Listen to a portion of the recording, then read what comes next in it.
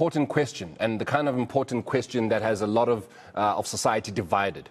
Do we spare the rod and save the child? Well, the latest figures from the South African Council of Educators shows that corporal punishment is still very much alive in some schools across the country. That's right. You might be surprised to learn that this form of discipline was outlawed 26 years ago. Educationists say that while they do not condone corporal punishment, they've noticed a marked increase in ill discipline by pupils after the COVID-19 pandemic. Our reporter Ayesha Ismail takes a look. South Africa's teachers have a lot to deal with, often with little to no support. Psychologists say high levels of aggression and violence in the country has meant many children are socialized to deal with conflict in an aggressive manner. But they join teacher unions and education authorities in saying violence from teachers is never the answer. The Western Cape Education Department says it's not surprised to hear its province sees the highest number of cases. They say this is thanks in no small part to its strong culture of reporting cases. We've got several mechanisms in terms of and protocols that teachers and schools must follow in terms of reporting incidents of corporal punishment or any abuse or assault of a child. It is in our Children's Act, and it is required by teachers and educators and staff to report it immediately. And we have various mechanisms such as our Safe Schools hotline, where reports can be done anonymously. She says support and programs are freely available to teachers and pupils.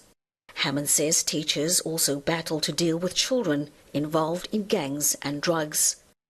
But then there is also the other aspect of it where a teacher feels helpless. We have had a lot of disciplinary issues in our schools of late, especially coming out of COVID. We are seeing an increase in disciplinary issues and behavioural issues. Hammond says the Western Cape has investigated all 85 cases and responded appropriately. Codes of conduct tell children what they cannot do all the time. You know what children are like?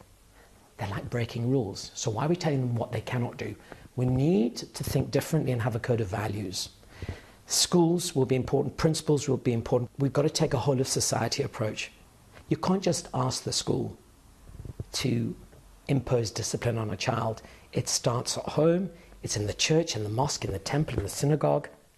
Educational psychologist at the University of the Western Cape, Trevor Moodley, says children frequently act out at school what they experience at home and in their communities. He says poverty, unresolved trauma and emotional challenges are major factors. Then you have a teaching workforce that's really put under lots of stress in terms of meeting the needs of all the learners. In many instances with very limited resources, not only material resources, but I'm also talking about psychological resources and support. So you have a system that's overburdened with demands. He says teachers are suffering from burnout and they too need support, and they're not getting enough of that. We tend to focus quite often on learners, which are the primary focus in education, but we also have human beings called teachers that we need to take care of. Ayesha Ismail, Cape Town.